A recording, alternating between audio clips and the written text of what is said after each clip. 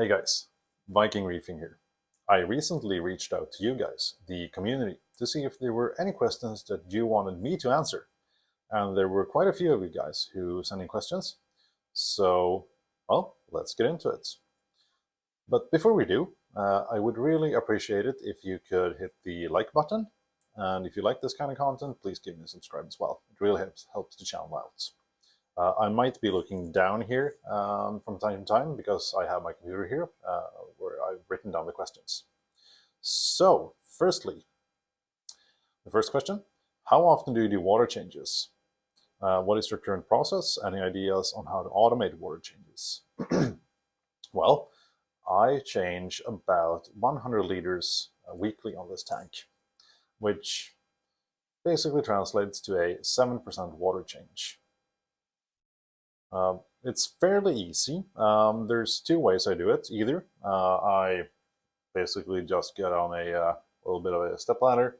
I have a gravel vac and I siphon out all the gunk from gravel into a bucket and then I just dump it down the drain. That's the more involved part. If I just want to do a water change, I'm quite lucky because I have a sump room on the other side of the wall.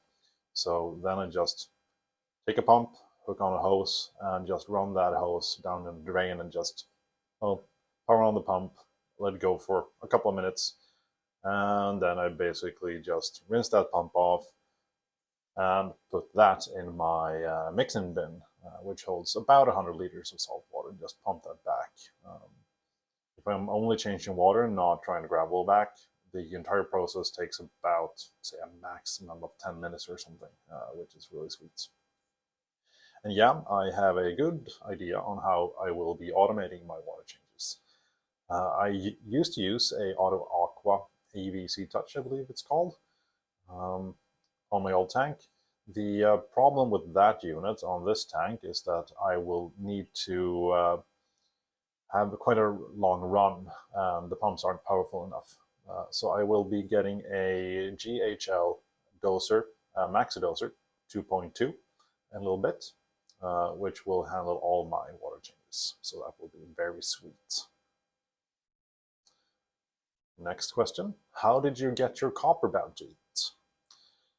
Well, I started off feeding it live blackworms and fresh oysters. I find those two things are generally quite palatable for copper bands, and assuming that they haven't taken too much damage in shipping the entire supply chain, you can usually get them to eat those two things. Once I've gotten feeding on that, I started mixing in myces and stuff with the live blackworms. If a copper band is kind of shy in the beginning, you can make a copper band feeder with basically a PVC tube where you drill a bunch of holes into it, and then you have two end caps. Then you put a cube of myces into that and just chuck it into the tank. And that way, the copper band with its long rostrum is the only fish that can get to the myces. So that's a fairly good idea to do if your copper band isn't fully established and is quite shy. What's your maintenance schedule? English. Change for carbon, water, change, testing, etc. Well, I change my carbon, say, once a month or so, maybe every 6 weeks. Since I don't use carbon for water clarity, I use ozone for that. I mainly use carbon to get rid of any unwanted toxins into the tank. For example, if I've stuck my hand into the tank, I might have some sort of a pollutant on it, and I don't want that to build up. So that's why I try to run carbon at least once a month or something, just to remove those things. As I just said, I do a 7% water change weekly. Testing, I hate testing. My GHL KH director tests 3 times a day, basically KH, which I find to be the most important parameter. And I test nutrients, say, every 2 or 3 weeks. Calcium, magnesium, and stuff like that, I rarely test. Since I'm using a balanced solution, provided that their uptake is fairly balanced as well, which it usually is. I really don't have to test calcium or magnesium like ever. I can see them when I do an ICP test, which I do like a couple of times a year or something, and they're basically always in line. Let's see. Next question. What kind of filtration system do you use? Well, in terms of mechanical filtration, I have a filter roller and a very large skimmer. I also use ozone, which I guess would be kind of chemical filtration, to break down toxins and for water clarity. I have a very big UV sterilizer, 110 watt unit on this tank. And I use Aquaforest biofill in a reactor with occasional carbon or GFO if, for example, phosphates go up a bit. And I run a refugium, which I will be replacing with a algae scrubber in due time. What's your take on trace element dosing? Do you add any on an irregular basis? Well, no, I don't really play around with traces all that much. The modern Reef system that I use contains all the traces that I basically need. Some of them might be slightly reduced or something from time to time if I do an ICP test or something. But since I've been doing this for quite a long time, when I got into this, most people either use kalkwasser or a calcium reactor, neither of which provides a huge amount of trace elements. Kalkwasser might add some strontium, and the calcium reactor might add some minor trace elements when you're dissolving the coral skeletons. And we had nice tanks. I mean, people have thriving aquaria tanks without having any idea of their sink level or something like that. So I don't really mess around with it. I think that you're more likely to run into trouble if you're messing around with it too much. You might spike your levels or something, than you are if you just stay away from messing too much with it. That's just my take. One other issue I have is I don't believe that ICP tests are all that accurate. So to base your dosing on an ICP test is something that I'm not a huge fan of, especially ICP OES, which to my knowledge is a fairly inaccurate way of testing. And it also comes down to human error sometimes. Is the ICP machine calibrated, for example? There's tons of examples where people have sent in, for example, 2 samples to the same company. They've got completely different results on those 2 samples, which have been taken from the same tank at the same time. Or if you send in samples to multiple companies, you'll get widely different results. So yeah, not a huge fan of that. I believe that ICP is a great thing to use to identify problems, for example, if something has really spiked or something, but I wouldn't trust it enough to base my dosing on it. Next question. What kind of tank lid do you use? I have a custom lid from Top Lids, which I put on this tank a couple of months ago. It's awesome. Highly recommend them. Give them a look. What liquids do you use for corals and fish? I guess it's probably dosing stuff. I use the Modern Reef RKS, the proportionate consumption system, which is basically four solutions. There's 2 KH solutions, I believe. Don't quote me on this, but I believe one is biological and one is synthetic. 1 calcium solution and 1 magnesium solution, and they also contain trace elements and amino acids. Then there's also two additional things included in this method. Sorry, English again. It's complete reef food, which is basically a coral food, and polypop, which colors up the corals and increases polyp extension. The reason why I use this system is that it's all based on KH and calcium consumption, so I can automate it very easily.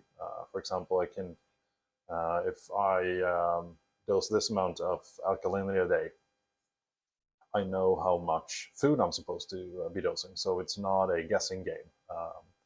And in turn, I can automate everything since my alkalinity testing is automated, and in turn, the dosing of alkalinity is also automated. So I can just make everything follow the consumption of alkalinity and calcium very easily. Next question. How many more fish do you plan on getting? I'm not sure. There are two fish I would really want, and those two are a tinkery butterfly and a bandit angel, which of course are both extremely expensive and hard to get. C'est la vie, I guess. In terms of that, I don't have any real solid plans for more fish for this tank. I might find a couple that I find to be interesting. Recently I've gotten some wrasses, and I haven't really kept wrasses in the past, but they're fun little guys, and I might get some more. They also kind of fill out that space where stuff darts in and out of rocks and stuff.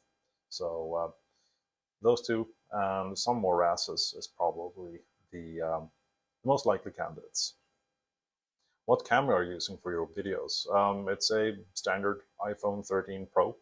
I film in 4K and 60 FPS. Let's see here. I was curious about your frozen foods. Are you putting the cubes in salt water or RO water? Well, I'm kind of lazy, so the easiest thing is just to take some water from the tank and just pour into the cup. I don't rinse off my frozen foods or anything like that. Nutrients are generally in line, if not a bit low, so I don't really see that as a huge issue. It also feeds the coral somewhat, so yeah. Any mandarins in your tank? Yes, there is a mandarin in here somewhere. I don't see him that often. He pops in and out of the rockwork. He's a pretty small guy, so I think there's a mandarin in here at least. Let's see here. How do you like your DHL? Would you do a tutorial on how to install and use it? Are you planning on doing water changes with your DHL controller? I love my DHL stuff. Very stable system. Hasn't given me any trouble whatsoever. And yeah, not much more to say about that really. Would I do a tutorial on how to install and use it? I think there are very good tutorials on the DHL YouTube channel, which probably does a hell of a lot better job than I could explaining how to use it. And my Proflex and everything is already installed, so I don't really have a lot to actually install.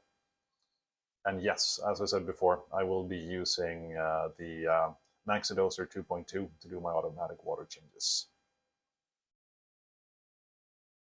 Let's see here. Advice on the gold flake angel. If you're supposed to keep 2 or 3 of them. Firstly, I would say that you need a fairly large tank. They can nip on corals. Mine is constantly nipping on stuff, so I wouldn't put them in a tank with a lot of like very fleshy LPS corals, for example, acans and things of that nature. Nor would I put it in a tank with a bunch of small frags, because I think they would get stressed enough to eventually perish from the nipping. So I would have mature colonies, mainly SPS. I find mine to be pretty good with torches and gonnies. Hasn't given them any trouble whatsoever, but I would really stay away from things like lobos and acans. They can be a bit hard to get feeding sometimes. If that happens, same as the copper band basically.